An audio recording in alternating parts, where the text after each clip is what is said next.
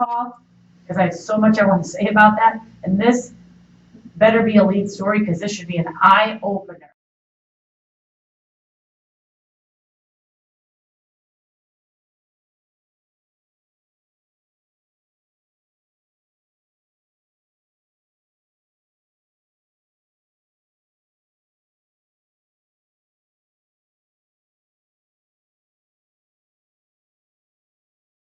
Their brain, and they were rushed to the hospital because that'll block their oxygen and kill them.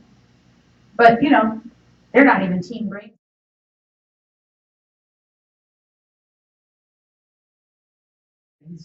That were curious. And they didn't have to buy this, it was in their house.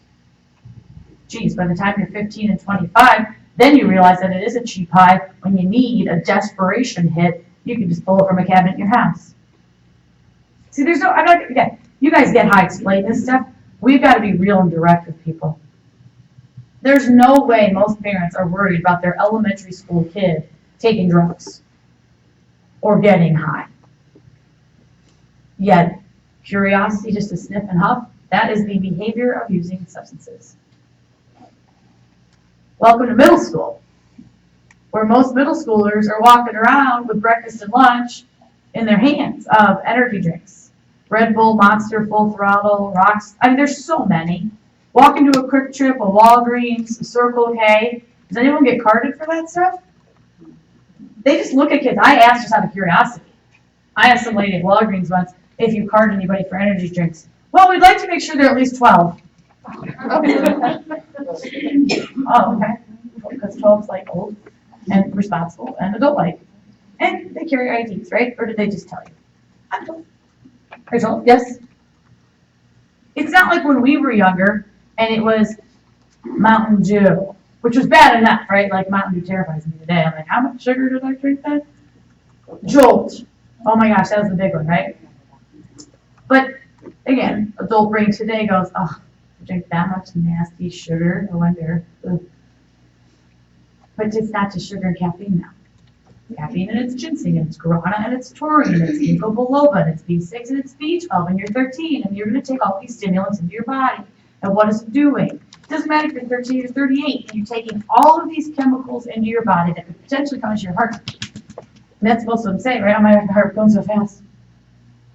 We have kids dying of cardiac arrest. We have adults dying of cardiac arrest. We have more cases of cardiac arrest because of what's popular and legal and available for $2. Which are energy drink combinations of all these chemicals. I mean, yes, being in the healthcare field, how often do we teach this common sense of, oh my gosh, you have a fever, let me take your temperature, 100 degrees, you're sick, you better go home, better rest. So you're saying within less than a 2-degree increase, you're sick? The human body is pretty weak. We don't tolerate much change. And that's how I try to teach young people. We don't fluctuate. We shouldn't fluctuate much because we don't tolerate it much, up or down from 98.6. But if you start taking substances that are stimulants, including this one, and you on purpose increase your heart rate and temperature, then you're taking a risk. That's called common sense. 15-year-old kid, do you remember that a couple of years ago? Died from cardiac arrest on the beaches of Rocky Point from drinking energy drinks, laying in the sun, no water, laying in the sun temperature up, slamming energy drinks. 15 and dead. That's an extreme case. How hot does it get here in August, right? We have our 15-year-old, 16-year-old boys out there running 2-a-day drills for football. When it's 115, they can't possibly consume enough water. You better hope they're not increasing their heart rate with additional supplements. But that teen brain that doesn't know any better, that uneducated parent that's like, oh, it's just a trend, it'll cool down. It increases their chances for cardiac arrest. That's what energy drinks do. The bigger thing is, how do you identify them, right? I mean, all across the top, different levels, literally, from 5-hour energy drinks to cups of coffee to the different energy cans. But then you go over here and you've got cans that have alcohol. Some do, some don't. Then you go to this one, anti-energy. That can's filled with melatonin. I mean, they're pushing melatonin so hard now to help people sleep. Now they have a can that you can drink it. Can you imagine trying to drive to work after drinking that because you didn't know any better? Or thinking, oh my gosh, I drank too much Red Bull, my heart's going fast, let me drink my melatonin. It's literally back in the day talk of uppers and downers. Speedball in it. Cocaine and heroin, now you can get it in a drink. I've showed this slide so many times, but here's my point. Visually looking at a blown up screen, it's nearly impossible to see the percentages of alcohol on these cans, right? 3 of them have alcohol, 3 of them don't. As opposed to trying to squint, I would ask anybody, does anyone in this room have like a can in front of them, a soda or iced tea can? I see a lot of QT and Starbucks, but if you had a can, you'd have this on the side, yes? I mean, most of the time I say, as ladies, I know I am, like, oh my gosh, how much sugar, how many carbs? I'm reading what's I'm about to put in my body. That's a good thing that we've trained our brain. Let's train everybody else's brains to look for this, because this just means that it's not alcohol. Alcohol is not required to have a supplements or nutritional label. Alcohol is not required. So, best example I give is an officer pulls somebody over. How many fast assessments are they doing? Is there a weapon? What do I smell? Who's in the vehicle? What are they consuming? What they're looking. Well, at the same time, they're also looking at the can that's in the car.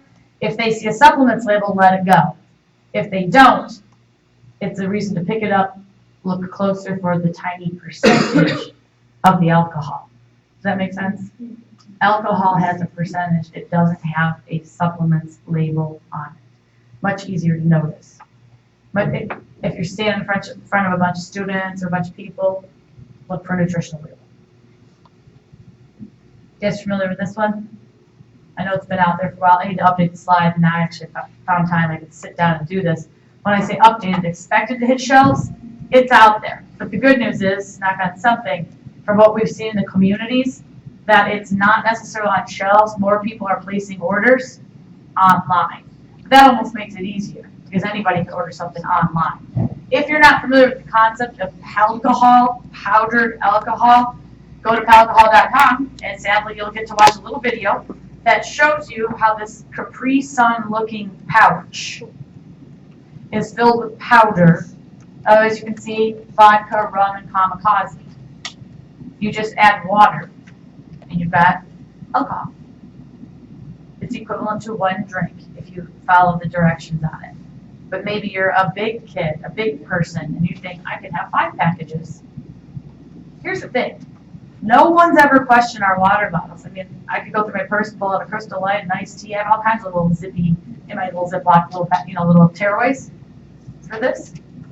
I feel like in the future, we're going to have to start looking a little bit closer if we've got powdered forms to pour into our drinks. I know that just makes you cringe, trying to think about what people are drinking. And let's be honest about it. When you create different product, different formats of it, there's different ways of using this, right? Is everyone reading my mind? I tell you it's a powdered form of it. You want to think like no one would ever do that, no one would ever snort it. Okay, why do you think crushing pills is so popular? Quicker onset than swallowing them. And if you learn how to crush candy, let alone pills, who's to stop you from doing other formats that you come along? You're just hearing about this when you're familiar with it, because I feel like it's making a bigger comeback. Because I know, again, not to throw any schools under the bus, but I was at the last meeting in Mesa. I know this was on a campus here in Mesa. The Scissor, Lean, Dirty Sprite, Purple Drank. Who's not familiar with it? Okay, well, back up. You leave here, get in the car, and turn on the hip hop station, and listen. You know, I can't say, but there's so many songs running through my head where this is what they're talking about. They sipping on Lean, Scissor, that drank, that Purple Drank. All that is liquid narcotics. And people like Lil Wayne years ago coined the term that he wasn't drinking alcohol in his little solo cups. He was pouring everything from codeine to antihistamines, promethazines into a cup with Jolly Ranchers or Kool-Aid and Sprite. He doesn't have to promote it, but you could go on YouTube and watch how it's manufactured. I mean, look at the little pretty pictures. They make it look innocent. Go into your medicine cabinet, take out some cough meds, pour it in a cup. Okay, first of all, Confidence are disgusting, right? I still have to hold my nose like I'm 10 and take, ew, nasty, so I take the pill version. But now, welcome to today where they suggest you drink it with Kool-Aid. You can get really sick from this. You can hallucinate from this. You can get violently sick from this stuff by drinking your cough medicines. I think this is a big concern. Is this on your guys' campuses? I almost want to be just validated. Okay. I know that, but let's have a discussion about this. Because I do so many faculty trainings around the state of Arizona, and I'll tell you, the most recent one, I had a middle school faculty talk, and the principal at the end was like, walk with me, right? And I'm in her office on a middle school campus looking at confiscated e-cigs, vaping pens, and e-cigars. But all that means is just a bigger compartment to put your liquid nicotine into, and these were the middle school kids. I mean, how interesting is it that they're battery-operated devices that turn nicotine, or tells you, point blank, other chemicals into a vapor? You could put anything you want to this device, right? I think people used to be worried about just the concealment of it, because I used to teach that class, right? You guys have been around for a while. I can show you that's how you hide it.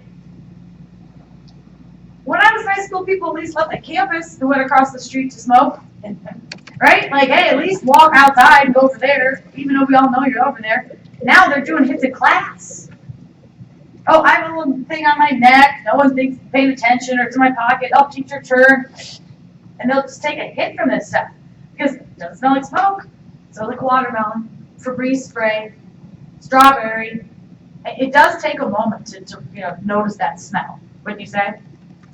Okay, if you're not familiar with these, here's the thing. I wish I had all this downloaded. I don't. I just really got to find time to sit at my desk to do this.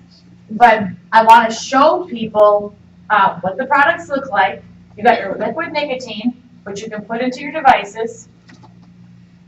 You are relying on the battery to work. Think about this. This is what I like to explain to the young people, because I think this is the thing stories did. You put your liquid product into the device. There's a battery in there. You're going to press the button, click, click, and you're hoping that it ignites a charge to ignite the liquid into a vape for you to inhale into your body. Yes, we have to explain to the young people that it took a long time for us to find out that smoking was bad. Decades. For Surgeon General even confirmed, even though we suspected, it took a while to confirm. There's nothing confirmed about what vapes do and don't do, except for some of the stories that have hit the public, right? I'll tell you one if you're curious and just like video like I do, free time, I'd say we should pull it up. But if you look up e-cig, just like if you look up on Google, it's on CNN. E-cig explodes in man's pocket. Oh, yeah. Did you see that one? Yeah, it was like news. He's not even using it. I'm going out of, before you put your mouth.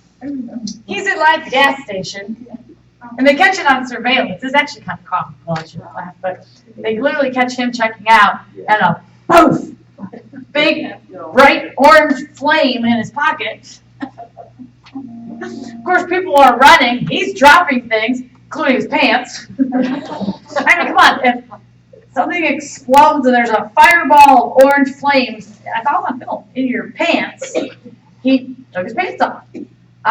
But as the clerks were saying afterwards on the CNN interview, if you can find it on CNN, how scary is that? They thought it was a bomb.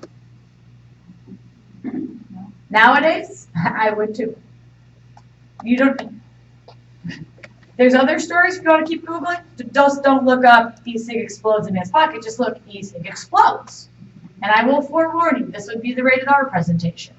You are going to see people's disfigured faces, lips hanging off, missing teeth and jawbones, burns up to their eyes. And a lot of them are very young adults in their 20s. Give you a quick case where it's on the line, it's just nasty. But it's a 20-year-old kid in Florida, clicked it in his mouth, it blew up in his mouth. The device broke apart into 2 pieces. The second part embedded in his throat and blew up again, ripping a hole in his throat, landing him in a coma, ripped a hole in his face. Another one ripped a dime-sized hole in the roof of his mouth when it blew up in his mouth. The other one that's made a lot of news was the one that he clicked it in his mouth, But he said in that moment, it sounded funny. So a split second, he pulls it out from his mouth, it blows up in his hand. Burns his hands, but blows up with such force, the device embeds itself into the ceiling. So there's all this footage because the news cameras came out and took video of that. We haven't even gotten into what does this do to you once you use the product. All I'm explaining is here's some of the dangers from trying the product. It might cause an explosion, anywhere from a pocket to your mouth to your hand. Dangerous stuff. Let's talk about user error. You've got to take liquid nicotine and get it into that without spilling it out the side. So if it spills on the side, you swallow it. One pure drop of liquid nicotine is enough to cause an overdose and a 180-pound adult kill him. Are toddlers and pets curious? I can't put my purse up high enough for my killer Cocker Spaniels. No, I kid you not. Last night I walked in with all his neighbor stories, and like you know her, Ivy, my Cocker Spaniel. She's on the cocktail table going through my purse. I'm like, with no shame. My point, look at the stand on this. Poison Control Centers gets calls on exposures to nicotine poisonings. More than half the reported exposures have occurred in children under age 6. They're not 4-year-olds trying to get high. There are 4-year-olds that are curious, like my dog, putting their hands in mouths in things they don't need to be getting into. And it's poisoning them and killing them. And I see your head shaking. Like I said, I should always put like a warning sign at the beginning of this class that it's not fun to talk about this. It's actually depressing when you break down fact and how these things happen. We can't control the little children that are curious. You got an active adult that thinks, oh, well, I've been misinformed and I think I'm weaning myself off of cigarettes by using this product. It's safer. And at the end of the day, when I change my clothes or put my bag down, there's a ripple effect, an impact on somebody else. So Poison Control Center's reports are up on this stuff. Keep in mind what the devices look like, because now I'm going to show you how easy it is. I mean, think about this. You can liquefy any substance you ever wanted to and put it inside of this. I'm jumping ahead by telling you that. You could have liquid heroin, liquid meth, and most of our synthetic substances today are in liquid form. And it's just made it easier to conceal it. So here I opened up talking about stories of this blowing up. It's probably a good idea that recently the airlines have banned these from being taken onto planes. Probably a good thing. Maybe they should watch the reports. Let me give you one website that I think is important, and you're just seeing it as I say it. Jointogether.org. Hands down, my number one go-to website is jointogether.org, because if you sign up for their emails Monday through Friday, they give you breaking news stories on every drug you could ever think of. That's where I get all my data, all my stories. Like when I'm sitting here reading before I always start a meeting, I go to Join Together. I'm like, what's the top story this morning? That could be a local story out of Denver, Mesa, you know what I'm saying? It could be any little story about substance abuse. All right. How many of you are not that well versed on VHO labs? Don't feel like you know a lot about it? Okay, I'm engaging so I can just decide how much to cover and not cover. I would just clarify this as, if you want to look it up, feel free to write down VHO. That's it. It'll come right up when you Google it. They know exactly what that acronym is. It might come up as butane honey or butane hash oil. This is the new marijuana that is cooked with butane. It is also known as shatter, wax, dabs, butter, tons of different names out there. I've heard everything from moon rocks to earwax. You can't keep up with the names tied to this stuff. But let me explain to you the format of it, and then you'll understand what you're looking for and where the names come from. First and foremost, you're not searching for a bag of weed because it doesn't look like a leafy green substance anymore. They're cooking the leafy green substance down to a honey or oil-looking concentrate, right? So you might be opening up Carmex container. Those EOS lip balms, very, very popular place to put this stuff. And if you break this down to an oil base, then you're going to see it in your vaping pens. So let me go back and forth a few things on here. Easy to manufacture. I could easily tell you about it, which I will, and I'm just showing you stuff that I found online that it just shows you the quick process. As opposed to just smoking your weed, put it in a tube.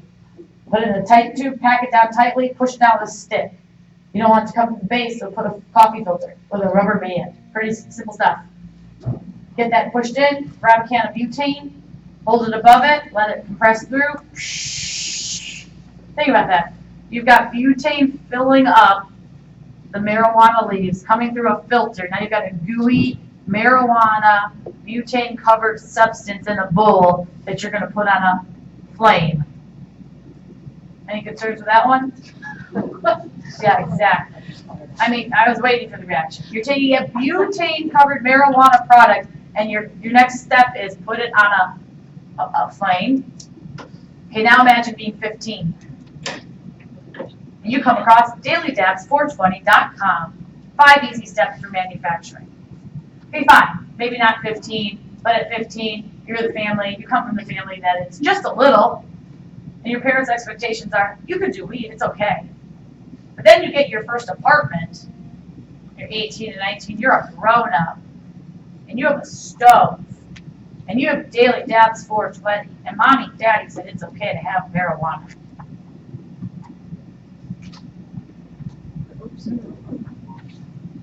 Are your neighbors okay with it? What if this is one of our family members living below this person? What if this is one of our loved ones? You know, you guys get it. Like, I can tell. I mean, not just like that. I talk to people at schools. I talk everywhere about substances. And sometimes I got to walk in, and I'm not going to lie. Like, walking into a rotary, then of course I'm getting referred to through the Hohokams. And of course, I don't fit the profile of the Hohokams. First of all, I'm a female. Second of all, I'm not 65. That's historically what 65-year-old white men. I'm not trying to stereotype me, I'm just being straight honest. So I've had to break that mold. Then I go into Rotary, and because they're like, oh, Stephanie, she's all okay, let's put her out here. I'm talking to the same people. How does this relate to them? Sometimes I say to them, do you love anybody? Does someone love you? Do you drive a vehicle? Do you own a home? And this is the class for you. Because drugs impact us on all those levels in all these ways. I'm telling you, it's important not only to know our neighbors, to know what they're purchasing, what they're doing, what their morals are, what their values are. You can see why it's important to know who the kids are associating with, who's friends with who. This stuff levels homes and neighborhoods. Most people laugh at the obvious photo next, but just think about what unsuspecting first responders are walking into.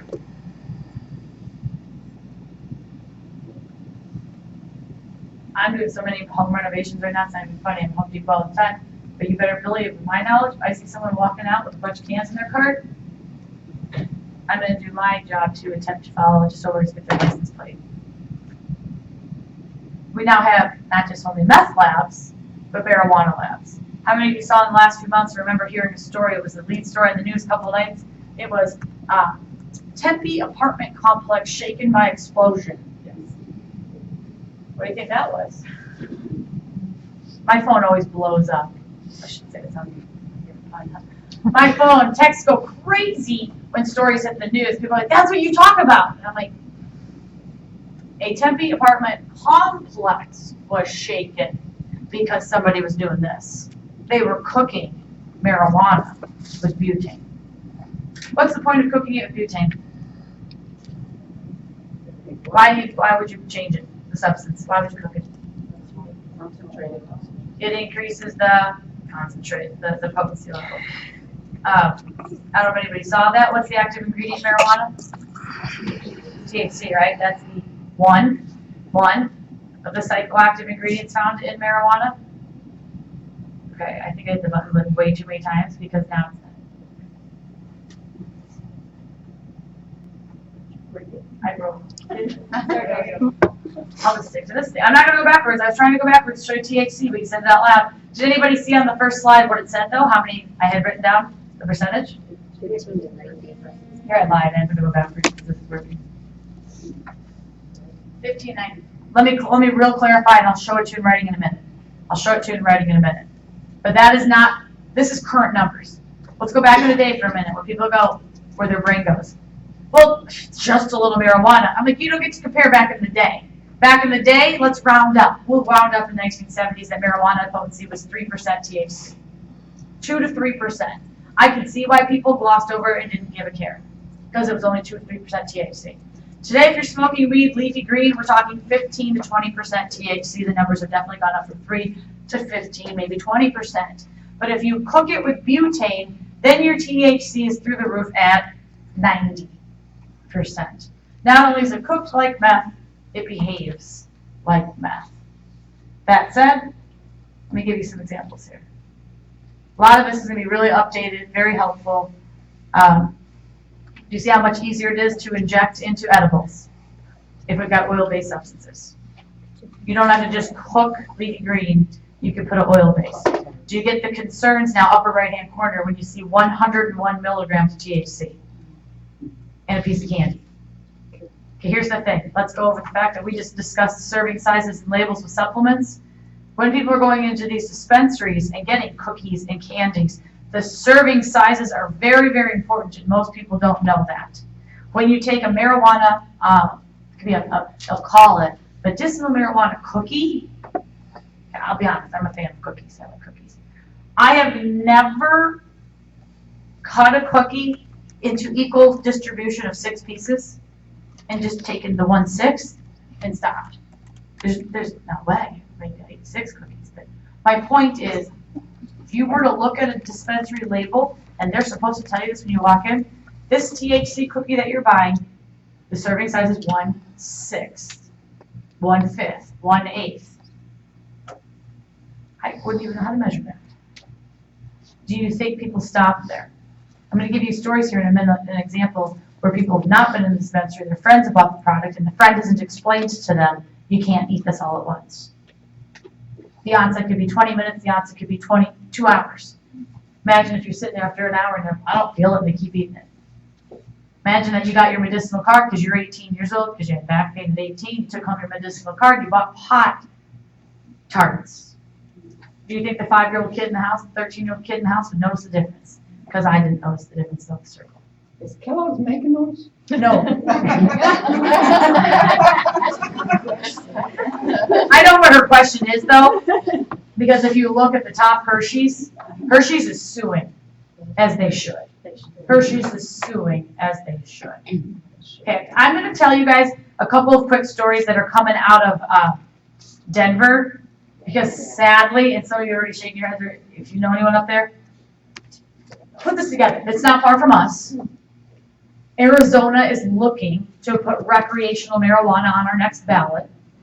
Denver went through not only with medicinal, Colorado went through with it, they also went through with recreational. And they said it wouldn't impact the youth because it was for adults. So I'm going to show you some stats.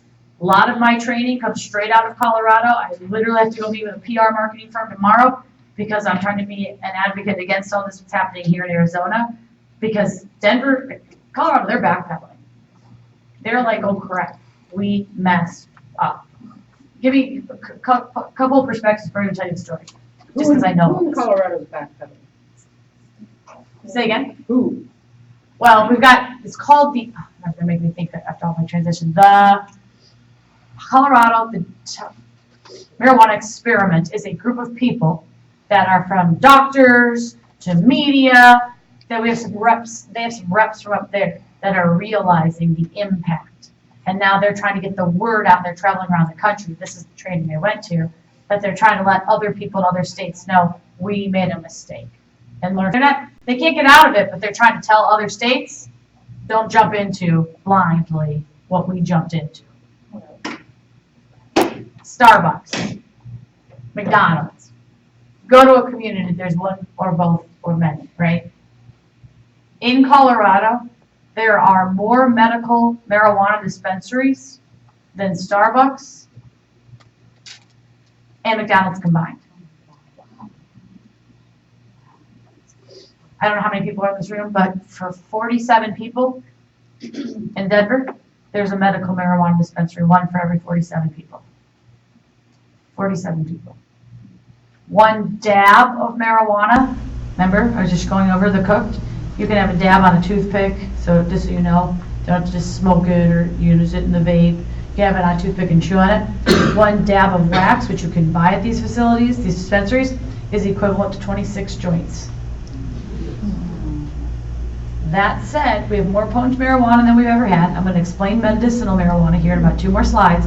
Right now, THC, which is getting high marijuana. I'm gonna give you a teaser. Medicinal marijuana has nothing to do with THC whatsoever. So right now, your brain is sitting here learning about getting high marijuana drug. I'm gonna explain to you what medical is. It's not THC. A 48-year-old man bought Karma candy in Denver, Colorado. 101 milligrams THC. He ate that Karma candy. His 44-year-old wife called 911. She said, my husband ate this. He's acting crazy. He's hearing voices. He broke glass in the house. He's climbing through it. He's acting nuts. We have 3 teenage sons in the house. I don't want him to hurt them, or himself, or us. Can you help us? The call ends 11 minutes in when he shoots her in the head. Colorado dad pleads not guilty to shooting his wife dead in front of their 3 sons after hallucinating on pot candy. Dispatchers heard him talking about the end of the world. I'm telling you, the levels of THC are through the roof today. Anyone can purchase it, especially if they've got a medicinal marijuana card. A 19-year-old kid went down to Denver area because, hey, it's spring break. We can buy medical marijuana cookies legally. He was not in the dispensary with his friends when they explained the serving sizes. He ate 2 cookies. He had a psychotic break. He was hallucinating. He had knives on his friends in the hotel room. He was acting crazy and attacking them. They treated him the wrong way, and their example was they treated him like alcohol. We're going out. We're going to let you sleep this one off. He jumped to his death from the balcony. Psychotic break in both cases. I'm telling you, what we're talking about is what most people need to discuss, is that this is not 1970. This is not 3% THC. This is not smoking a joint. This is an oil-based substance that's nearly 90% THC, causing psychotic breaks. It's cooked like meth and produces meth-like effects. And you can purchase this if you have a medical marijuana card. Let me clarify and explain it here in a minute. This is just a snapshot of what Colorado has said through some of these trainings. We know we've had a 32% increase in medical marijuana traffic deaths, and I'm like, do we need more impaired drivers? I don't think we do. I think we don't need an increase. We've got enough. They said recreational is not going to impact kids. Colorado youth are using at a 56% greater rate than the national average. Obviously the hospitalizations, the poison control numbers, everything is up, up, and up. And I'll tell you what, in Colorado, think about this. If we pass this here, it's still federal law that you can't get high on marijuana, right? So let's build a road. Let's build a freeway. Let's build a building. You still have to pass, with those federal dollars, drug tests to be employed. No one's passing tests. All of the work is being outsourced to other people outside of that state. That's why if you've got friends, I know I do, people are being recruited up there to work because they can't employ people up there because they're not passing drug tests. We're talking back in the day, marijuana impacted brain development. Imagine what it's doing today. This is when I opened up this class telling you old school to new school. Take a look. Old school, you just smoked it, and it was 3% THC. And if you guys are all familiar, it's coming up in a few weeks, 4/20, April 20th, right? Like the day that we cringe at. It's the marijuana recognized day, 4/20 to get high, 4/20 in the afternoon. 4/20 stemmed from back in the day, 420 chemicals associated with marijuana, yet we only talk about one, THC. Welcome to today, where the marijuana that you smoke is 15 to 20% THC. The number from 4/20 went to 710, take note of that. Because not only are you going to see 4/20s etched in notebooks or tattoos, you're going to see 710. You don't just smoke it, you vape it, you dab it, you eat it, you can do anything with it. And you might not ever smell it, because if it's vaped. And it looks completely different. We've got people opening up parchment paper thinking it's honey, and it's marijuana. And now it's synthetically altered, and you've got 90% pure THC flowing through that. Is anyone confused by the 710? Kind of wondering where that came from? Anyone ever seen that? Anyone seen these oil-based shirts and hats and logos out there? Hashtag oil. Start looking, because they're all the same. BHO is 710 is oil. If you were to write down, like some of you are, 710, the number 710, and you flip it upside down, What's it spell? You're seeing kids sport #oil. I love my oil shirts, logos, hats everywhere. That is just another direct reference of getting high. You'll see a lot of, I follow the Instagram accounts about dabbing. All this is marijuana. All of it, and again, I'll be real honest with you guys, we work with kids. Some kid's mom busted him because he said something about doing a dab, and apologized for the language.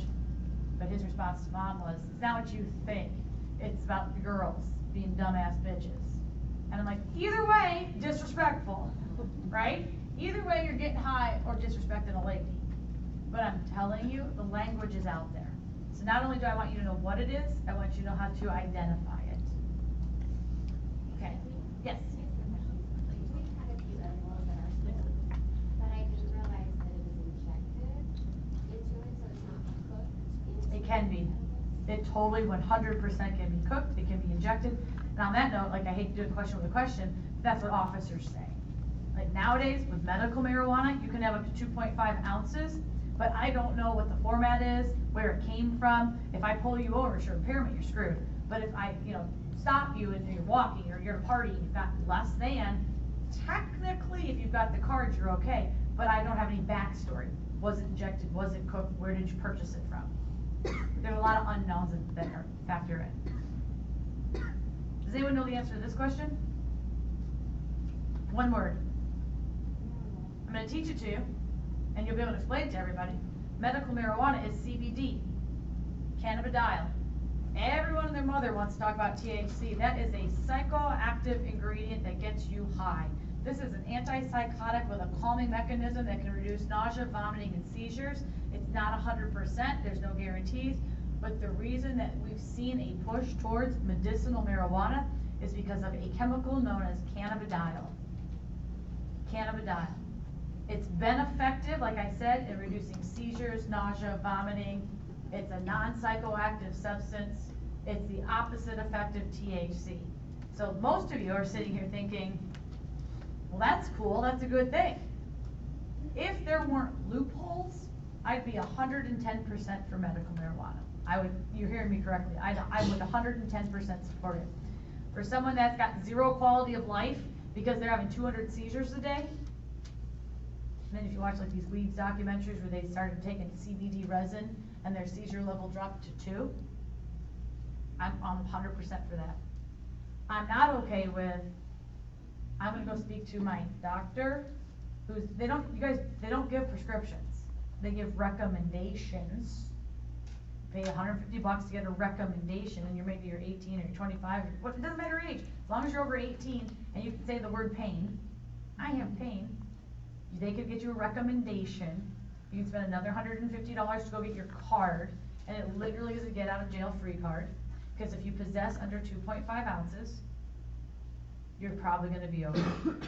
If you want to know more information, I know I'm kind of getting stuck on this, but at the same time, I know that this is a really big deal. Look up the Arizona Department of Health Services medical marijuana. They do a monthly report, and it'll tell you about the 100,000 people in Arizona that are currently card holders, and some of them are minors, because parents have signed off on it. You know what's really interesting? As law enforcement will tell you, and I think the general public should know this, is some people think, haha, I can have medical marijuana, I can get anything I want. If you do inject it or do have it in a food format, think about how heavy those brownies, those cookies, those foods can be. If you get caught, they'll take the weight of the cookies and the brownies. So now they're being charged with more than this little bag. They're being charged with the weight of the food, just so you know. So there's one sort of good part to that stuff. Do you get my concern that you could purchase anything from high-level wax to a CBD to a THC at a dispensary or online when you've got this card? If we restricted and only sold CBD, I'd be 100% for it. But you can purchase anything. So like in Colorado, the production of BHO labs is legal because it's legal to have marijuana in that state. Questions or comments? I'd say concerns, but I'm sure that's everybody. Well, then why aren't the drug companies getting more involved in this so that only the CBD will become legal and researched more by the drug companies?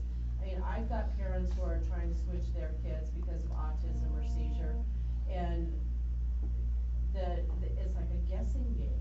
Total guessing game. It's kind of a piggyback off your question about, you know, how are they backpedaling? This is what I meant. Do you know what I'm saying now that I've explained it all?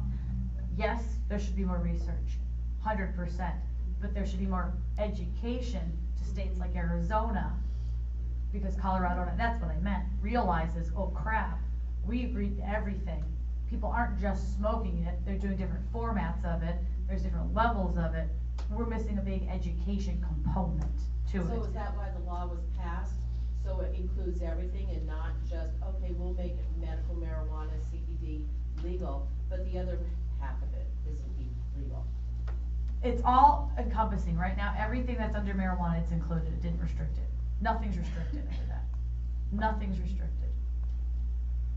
Well, you may not know, I'm assuming Marinol is, Marinol is the THC-based pill that the FDA approved decades ago, oh, okay. but people claim it's not strong enough. I was curious only because I'm going on a cruise in June, and it says right on there, I'm going on a Mediterranean cruise.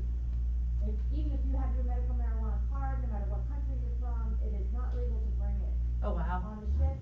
Well, that's However, if interesting. you were on Marinol, you may bring that prescription. Yeah, Marinol is a THC-based pill that's been around forever, and that's like, I get what your question is, because I'm like, well, why did we create this then?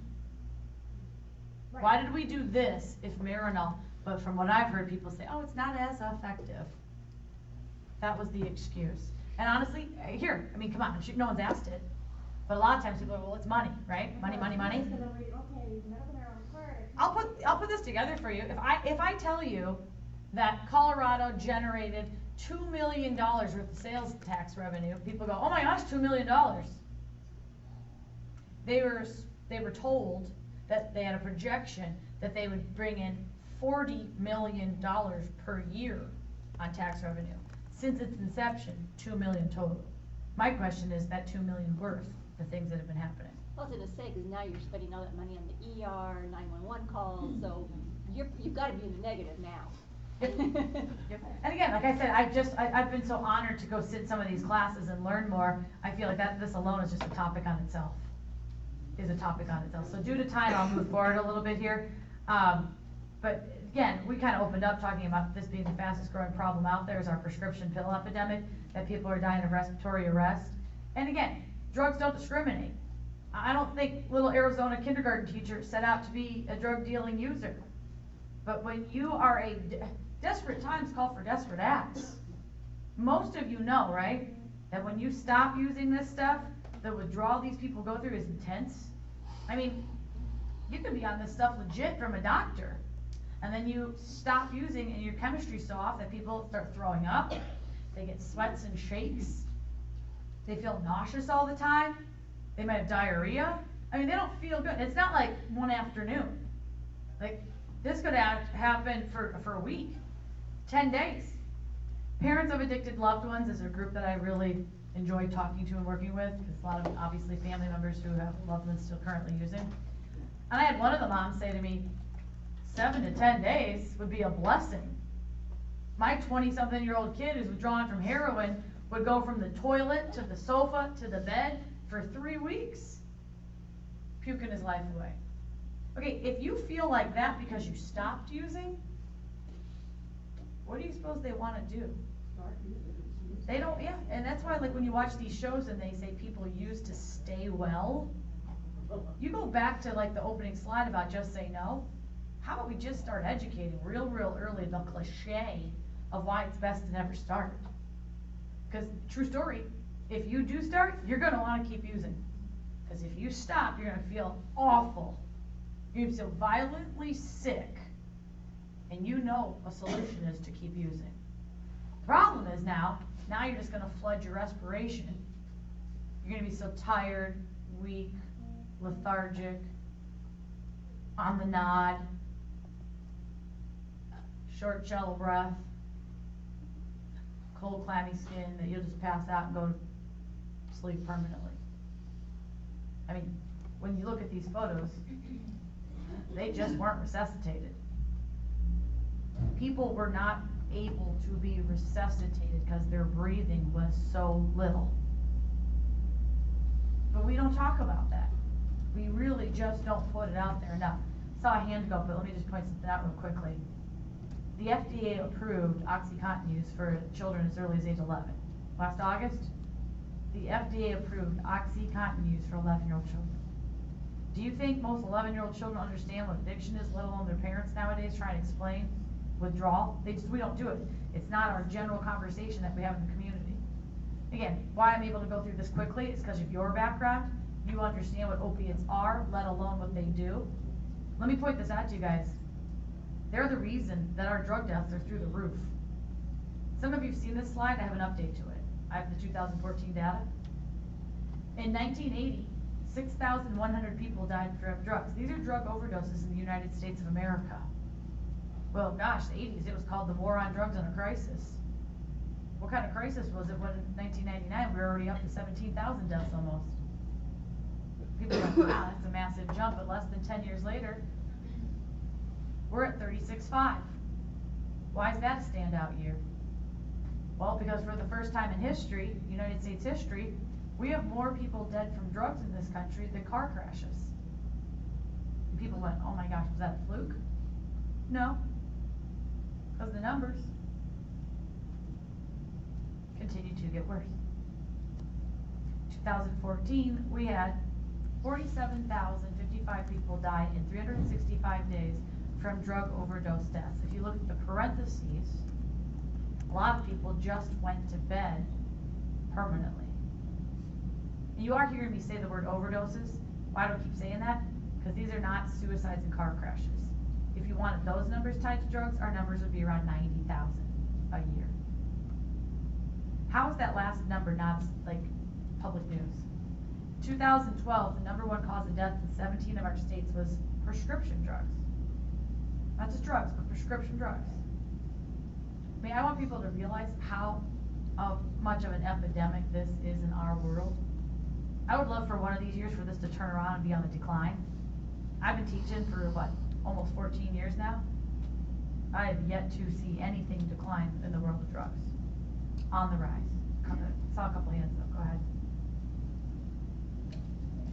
Well, what comes to mind for me is when I was watching the Super Bowl, there was a commercial, it's about, probably everybody's probably seen about the person that has the toilet paper on there.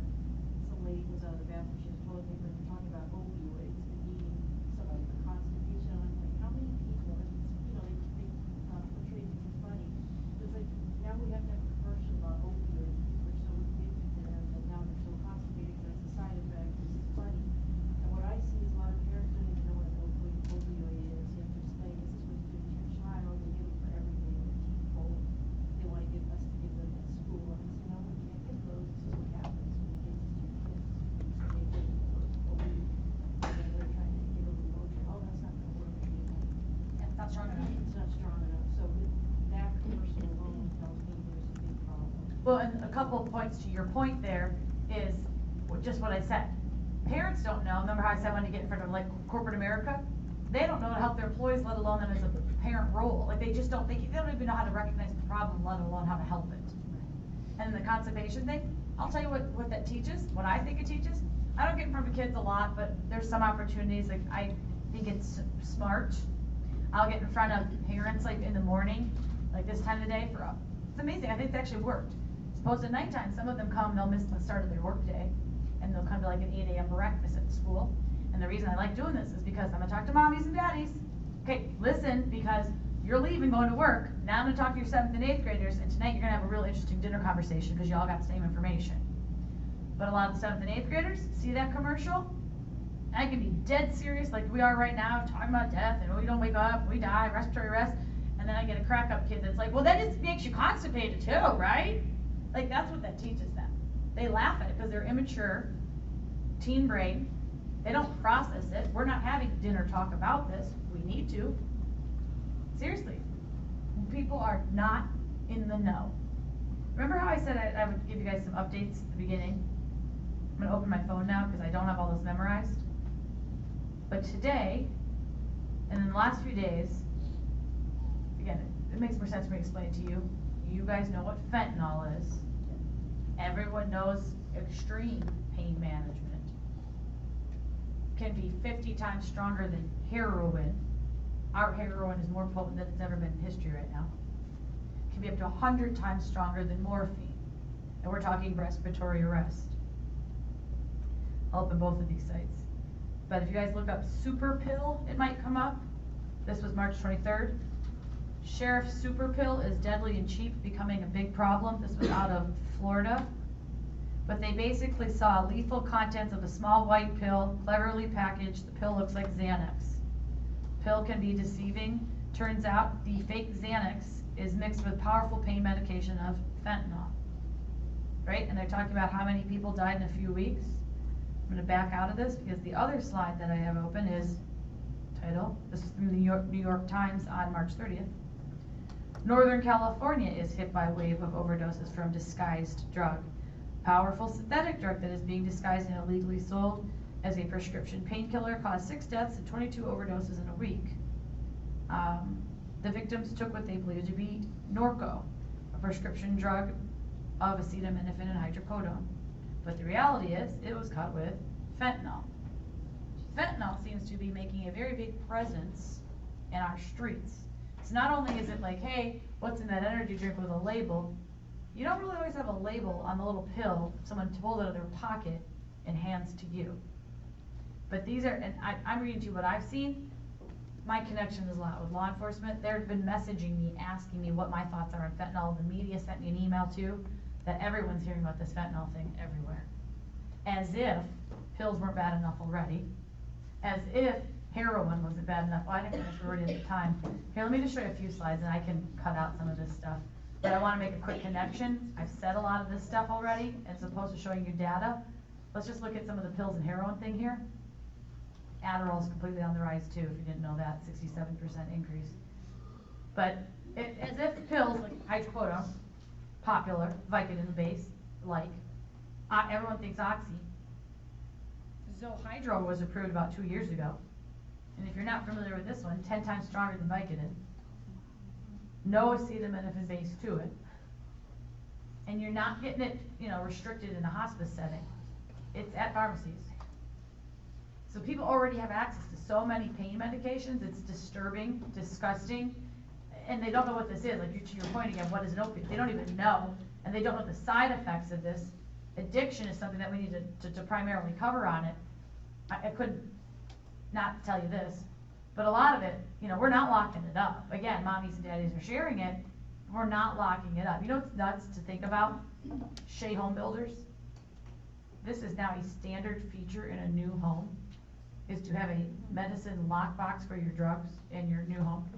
It's not like, oh, it's a standard feature to have stainless steel. It's you have drug boxes in your houses. Because nationally we've started to do Take Back Day. But please tell me if you don't know that you do know, and we'll take note of this now.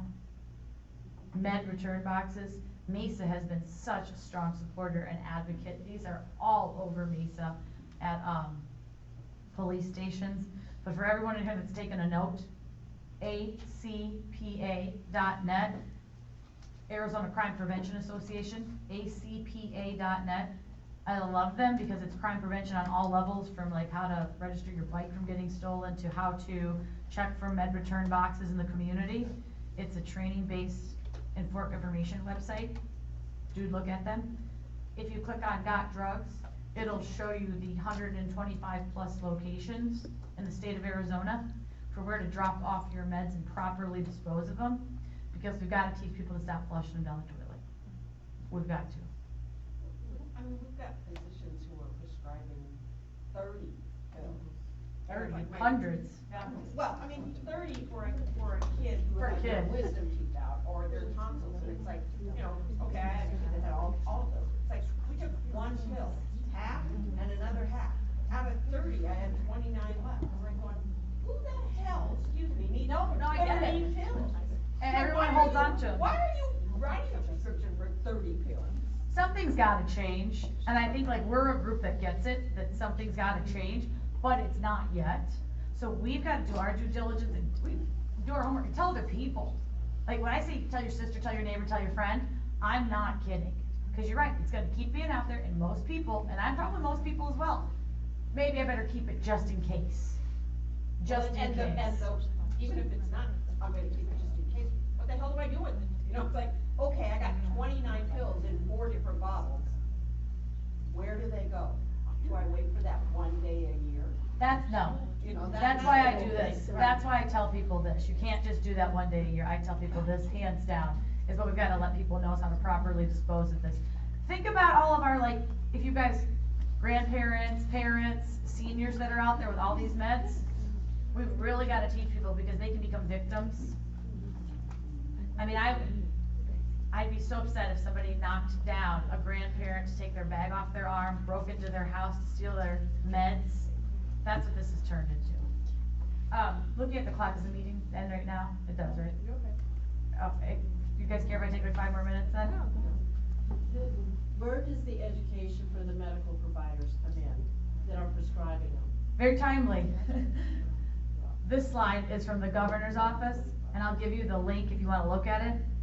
It's not going to happen overnight, but the Arizona is taking a proactive stance at trying to train prescribers, train responsible prescribing dispensing policies. They are trying to change it. You know, in other states around the country, you know, they do inconvenience the consumer. You don't get this many pills, like on an auto refill. You have to show an ID and physically show up every 14 days to get your meds. I see us going in that direction. We're gonna have to. We're just trying to teach people all across the board. It's gonna have to change. I mean, again, I hate all these cliches, but it's gotta get worse before it gets better. It's pretty worse. It's pretty bad of how available this is. And see, all of a sudden, like, you know, good morning, it's 8, it's just like bad stuff to talk about, just getting our day going. Then we start fueling our fire. I'll take your leg, just pisses me off too. Because most of the people don't know this, and they're learning the hard way when people are becoming addicts and dead. You know, I'll jump ahead right now. Unscript. Community bridges. I'm not a clinician, I'm not a counselor, you guys get me, I do drug education. It's all I've ever done for 14 years. However, I will talk about our unscript program as opposed to, you know, sending someone out. We can still do that, I can come to another meeting or something. We had to open our unscript program to treat prescription pill users, right? It's up off of Raintree in the 101. It's very pretty, it's very private, you kinda gotta know where you're going, but it's in a doctor, you know, the corporate office is up there in a little medical facility. Because way too many people now are like, you know, once they figure out, oh my gosh, I can't physically stop using, but they're like, I'm not like that person. I'm not like that. I'm not one of them. Do you know what I mean? In terms of drug addiction, the face has changed, and I don't sugarcoat this clearly. We've got families and friends that are drug addicts from pills, but they don't want to be associated with that group. So I do get that, because they think it's safe because it came from the doctor, but at the same time, it's deadly, it'll kill them quick. I'm really throwing this at you. If you've known me or Community Bridges for a while, oh my gosh, they've been in Mesa since 1982. They've done all this drug treatment, education for adults. Yeah, our unscript up there offering treat the 101 now treats 14 to 17-year-olds. Take note, because I guarantee everyone in this room is going to have to use that phone number at some point. I'll give you the number, I'll give you the information, but we're not like, hey, we're proud we had to do that. We had to do that. We had to lower the age to treat addiction to 14 years old. They can have medical assistance at 16, but at least we can get them into groups and things like that, or counseling at 14 years old. Again, I don't have all of the newsletters, I'm gonna leave these out for you guys, but let me just tell you, Unscript's phone number is 480-502-7000. And if you just go to unscript.com, just as it sounds, unscript, S-C-R-I-P-T, unscript.com. That's one of the websites for it. If we're implementing strategies across the board to teach people about prescription pills, you realize the level that this has gotten to, you know what I'm saying? Okay, I do want to show you this because I've talked about it. Heroin's on the rise, it is what it is. How sick and sad is it? At the time where heroin is popular, it's more potent than it's ever been. And obviously it makes sense why people use heroin, because it's a fraction of the price cheaper. If you're violently sick from withdrawal, use heroin and you'll skip it. Heroin can be pill form, powder form. I'm going to skip some of this because I want to show you pictures instead. They'll put it in teas and drink it. The purity level's through the roof. Through the roof. You've got a good shot at killing yourself first time you touch it. or physical addiction the very first time that you touch this stuff. Heroin use in this country's doubled in a few years. And in 1 year, there was a 39% increase in heroin death. I think that's underreported. Because a lot of people like a lot of drugs, and they die of multi-drug toxicity. So it doesn't even get reported correctly what they died from. I think it's interesting that females, speaking to all you ladies, 100% change since early 2000 in the female user. Women use heroin. What's more interesting, if you're addicted to prescription painkillers, you have a 40 times more likelihood of being addicted to heroin. How many of you watched Heroin in the Heartland? It was on CBS News, 60 Minutes on November 1st. If you missed it, Heroin in the Heartland, you'll be able to watch it. It was on CBS News. I think I actually have it saved in here. Yeah, I'll show it to you though, back up. 2020 just did a special. I can't remember when that was called, but 2020 on Friday night a few weeks ago did a special on heroin. You look it up, you're gonna see it. The Heroin in the Heartland one stands out. They have their whole website about it. Sadly, the adults, the moms and dads, figured out that their kids were addicted to heroin when their kids died. And when I say kids, these were kids that were athletes in high school who were injured and given pain medication and couldn't stop the use, as we're saying, of the pain medication, and realized this cheap drug called heroin did the same thing. But when their respiration failed and they died, that's when the parents realized there was a heroin problem. The show profiled heroin pressed pills. Before I just read to you what I read to you, I've already had this slide in here. We've known for years that fentanyl's been on the rise, more so than ever now. You're seeing a lot of it cut. So that's what I mean with a bad batch. You might have heroin cut with fentanyl. You might have pills out there that are 40 times stronger than heroin because of the fentanyl mix. That can be fatal. This is Scottsdale, Arizona. You had a drug dealer pill pressing heroin to look like an oxycodone pill. And I think he did a pretty good job. And that show, Heroin in the Heartland, that's what they were talking about too.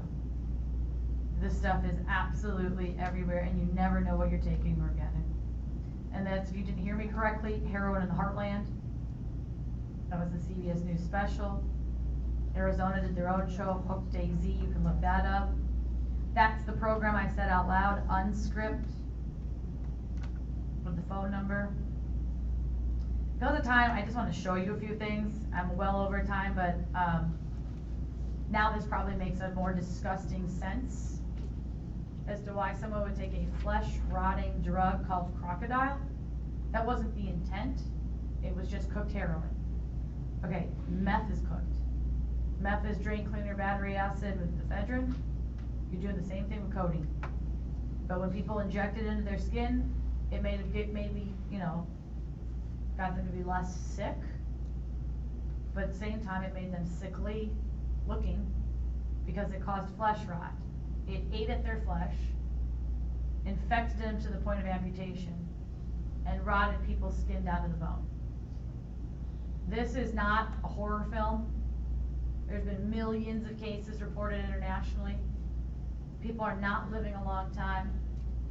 And if they have an irrational drug brain, no wonder they tried. No wonder they tried. This is the one I want you to take note of. Kratom. Legal, legal, legal, sold in your communities for a few dollars. For $6.99, you can get a liquid form of it. I'm going to show you a picture here right now. Take note that you can get it in baggies that look like Spice. The very popular one currently is Viva Zen. There's another one that's out there. I don't know the name of it, but if you read the ingredients, you're talking about white willows and flowers, passion flowers, poppies, and kratom. Kratom is an opiate from Southeast Asia. Kid you not, for $6.99 at convenient marts. If you look online, people are saying they're supplementing their heroin use by drinking this. Our Arizona Synthetic Drugs House bill did not ban kratom. Who's heard of 2,5-I? N-bomb. Who watched, no one raised their hand, who watched Dateline, One Small Dose, a few weeks ago? One person? 2 people, 3, me included, here's your homework. Dateline, 1 small dose. Be prepared to watch it, be prepared to be sad. If you've got kids in the house, watch it with them. If you can show this at your school, watch it with them. You had a 15-year-old girl die in Minnesota, right? You saw the show. First thing I think of when I watch the show and see this is about the 17-year-old kid that died in Chandler. The 19-year-old kid at ASU. His 21-year-old friend. And if you could feel, I have goosebumps now, because without giving too much, and maybe he'll be ready next year, but the father of the kid in Chandler and I have become very good friends. He called me the day after this aired. We met almost 2 years ago. He did not want to talk about it publicly. He did not want his son's name tied to this. He called me the day after, and he's like, I'm upset, I'm pissed, I'm happy they covered it, sad it wasn't us. I think I need to talk about this because kids are dying everywhere from a synthetic LSD. You and I, common sense, rational brain, think no way would you do LSD. Kids are Googling LSD and it says it's less potent than it's ever been, and if you take it in a group-like setting, you'll be okay. That's exactly what kids in Higley, Chandler, and Minnesota, those are just the ones that I know of, did. But what really, really sickens me, for those that watch the show, was the fact that they didn't call for help. They're afraid of getting in trouble. They'd rather text their friend. We have a backup plan. If she doesn't wake up, text her. Not ER, not doctor, not 911. Don't go upstairs and get the parents. She took a hit of this stuff. Her lips were blue, she was blue. They didn't know what to do, so they texted their friend to come check on her. 2,5-N-bomb is a synthetic LSD that can be a blotter, droplet, or when I said full circle to this class, people are taking unknown substances from people they don't know in their mouths. They're taking hits and drops on their tongues. You know what sickens? Watch, I can't say it enough, Dateline, 1 small dose. The police didn't know what it was. The adults didn't know what it was. When they're doing their investigation, they didn't get out of the high school until 3 or 4 kids. Like all the connections were within high school throughout the investigation. And the one kid that actually got sentenced because he was the dealer, he said, they're like, well, everyone else thought it was LSD. He goes, well, no, it's a synthetic, but people don't like that name synthetic, so I don't want to tell them. He knew it was a synthetic substance, but he knew he wouldn't make as much profit selling it if he told people it's a synthetic drug. So he told them it was LSD. These poor little teen brains out there just don't know any better. They're willing to try anything. And we really got to talk to them about having heightened standards, expectations, making good decisions, and making decisions that are bigger than them. Because this is, when you guys, some of you in the elevator walking in with me, you're like, oh yeah, you always come back and tell us updates. That's how much this changes. That's how much this changes. And this is in our backyard, mark my words. Molly hasn't gone away. It's just, you don't know what it is. It's a molecule of anything. That's how you should remember it, Molly molecule. It just looks pretty. Spice use in this country has doubled. People think it went away. 2015, it doubled what it did in 14. Causes delusions, paranoia, panic attacks. It's not marijuana. Someone created it in a lab at a university. Guess what? Now you spray these chemicals on plant products, and then you smoke them. That's all it is. It's chemical sprays. No wonder each bag is a different potency level. But you know what? Like I tell kids, there's a history of heroin. There's a history of cocaine. There's not much history of new drugs. So we can't really predict and profile it.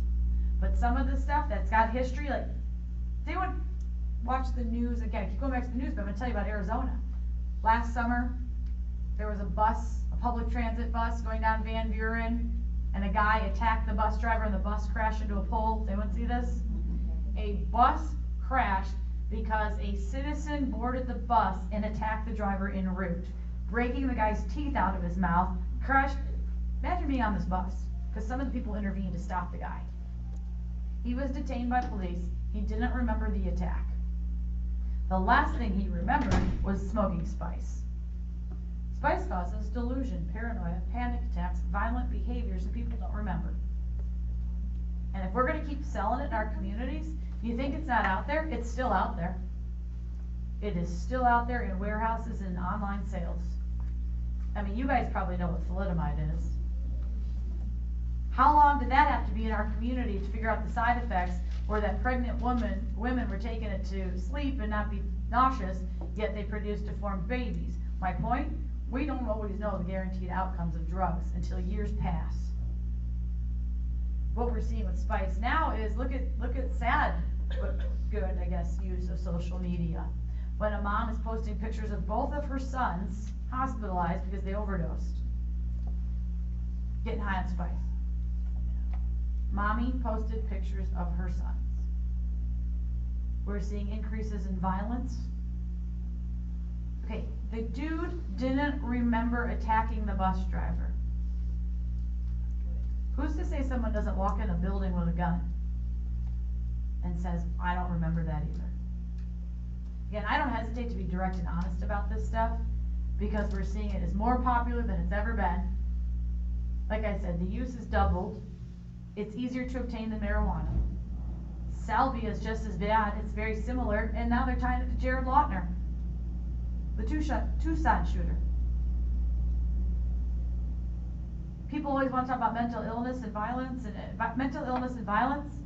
we're missing a big component called synthetic drugs that cause mental illness and violent outbursts. And the very last thing up here is, how does it get sold? It's not as drugs. Now you get it.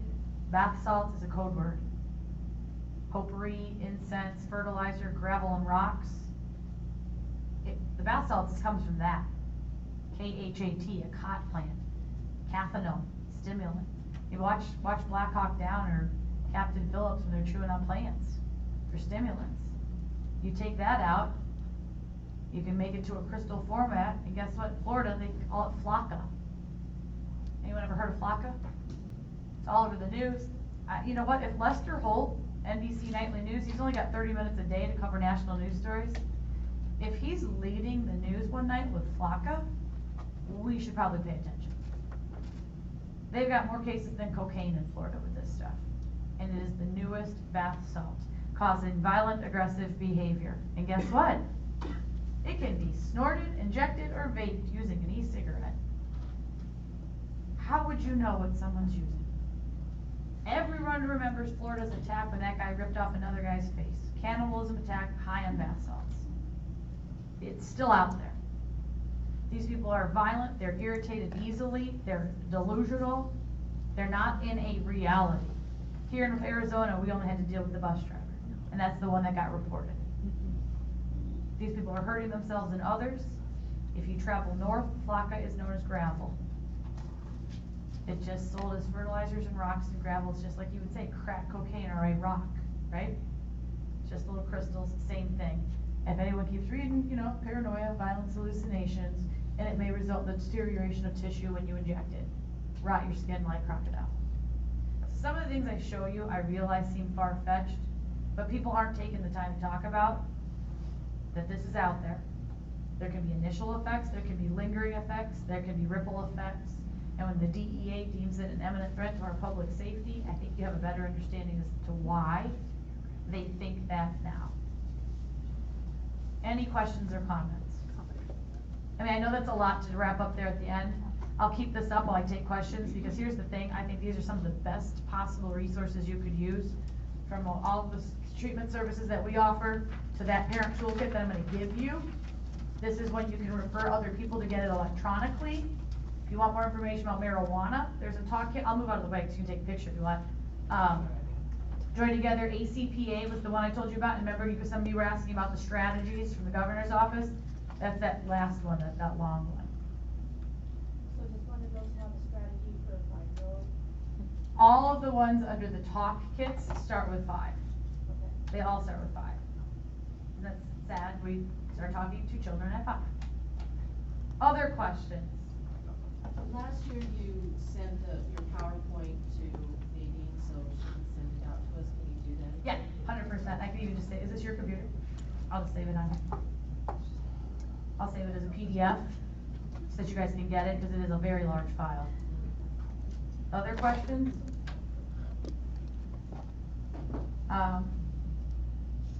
Some of you know the WTF book I like to talk about. It's not what you're thinking if you don't know.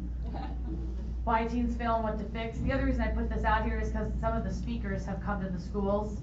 A couple of us, I mean, I'm one of the authors, but my friend Katie is a counselor, Frank's a police officer. We're all from Arizona. But why would I tell you about this book? Because you just spent, the morning with me learning about drugs. These are all experts in their own fields. So some of the topics are suicide, bullying. Each chapter is a different teen behavioral health issue. And it's on Amazon or whyteensfail.com. I know you're also always looking for speakers. So whyteensfail.com has all their bios and all the speakers. You have all those speakers available to you at whyteensfail.com. The last thing I'll put up there is we are available Community Bridges 24 hours a day, 7 days a week at 877-931-9142. We do have a Facebook page for parents in the know. There's my email and my cell phone if you didn't get it correctly. This is not just for you guys, I'm not kidding. I think you figured that out at the beginning. I really do like to be involved in the community. This is my serious side, even though I wore neon pink, I still can't get too serious. But now you probably understand full circle what Nadine and I were talking about, what I do with the fundraiser in the community too. I would love to educate the world and not have to charge anybody to do these things. Our funding sources do change again come June 30th, July 1st. Hence why I think I'm going to be pulled from any kid stuff, but I'll still be available for teacher and faculty, but corporate offices. Get creative with it, because I can too. I can justify almost anything to my boss. She's very understanding, and then I'll have to tell you for the student stuff. But do call me, let's be honest, text or email me. My phone's always off. I'd be happy to start scheduling and booking things into next year for you guys, because it's constantly changing. And think about what you learned today. Did everyone learn something new and helpful? Think about what the general public doesn't know. Go ahead. Anybody ever ask you to talk to the legislature regarding like marijuana? Yes, and that's why I think this, I don't mind saying it, but that I'm supposed to be with a PR company that wants to get me out there with another girl talking. But then I also took a call from just to say the public defender's office and the court's offices, they all call me as an educational expert because they don't know what they're dealing with their clients. Because we're like one of the most marijuana friendly states out there, and we're, Here's the thing, I'm answering your questions that you aren't even asking. I'll speak anywhere. Because I think most people just don't know. Right. And while I'm walking around, if you guys don't mind, it's so funny here, I'm like, oh, our funding is June 30th, we're supposed to do surveys. Yeah, the last survey I did was in 2015, so I'm in trouble. Would you please, yeah, they're like, did you forget to do them? I'm like, maybe. Would you quick do this, even if you all don't do them. And then, okay, if you had those out, and then also we've got the talk toolkits, we'll send those around too. Here's more. I'll start walking around handing those out as a thank you little gift.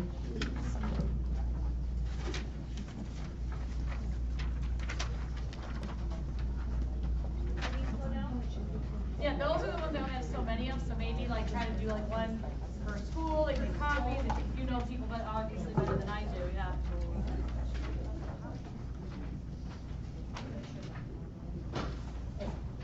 I like all the notes on that one.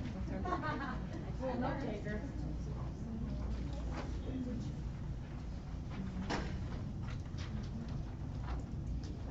Wow, you took a lot of notes too. I need more paper. Yeah. Here's three for you.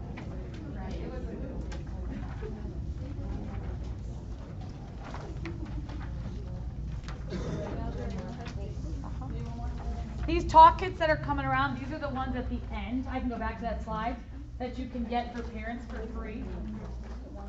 That's how I give you guys hard copies.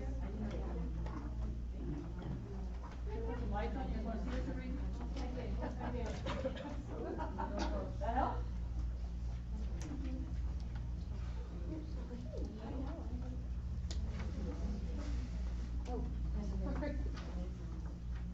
Yeah, I kid you not, exaggerating with the surveys. They're like, you're supposed to still give those out. I'm like, oh yeah.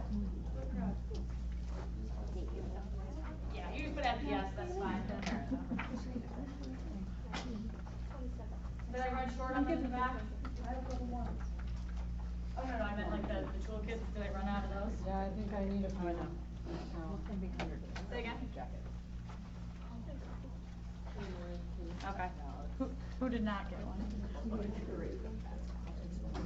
No, because she didn't get that, that's why we're out of it. Well, that's what I mean. Who did not get a toolkit? I didn't get one. You guys didn't get one either, front?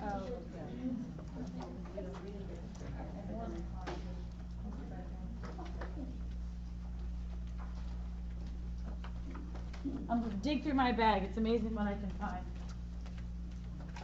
See my poor stuff here. I apologize, because at the same time too, I don't have my car. Not to vent, but I got a rear end for the third time in a year and a half. That's always really fun, so then I'm like, half my stuff, like, And I'll scan I them. go back to the garage door opener, let Okay. alone what's in the trunk of my car. What are these? Who else did not get a toolkit? One up here, one up here, one in the back. Who I found, say, I told you if I did, here's some here.